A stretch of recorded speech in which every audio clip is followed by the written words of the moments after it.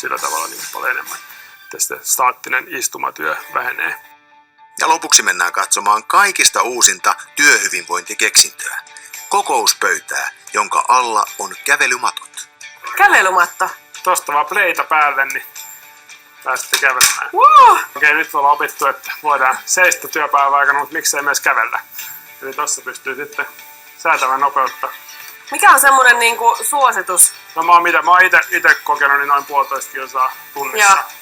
On Tää on semmonen, aika hyvä. että ottaa vaan tarpeeksi rauhallisia askeleita, niin sit unohtaa vähän päästä kävelee oikeastaan ja sit pystyy keskittyä siihen hommaan. Pitäisi ainakin se 10 000 askeleita per päivä saada käveltyä. Ainakin tällä tavalla se tulisi kyllä tosi helposti. Mietin, että koko ajan saa mittariin lisää asioita. Niin, nimenomaan, kyllä. Mullakin on tää tämmönen aktiivisuusmittari tässä näin, niin tää on aika helppo nähdä, että tuleeko tavoite täyteen vai ei. Takaisin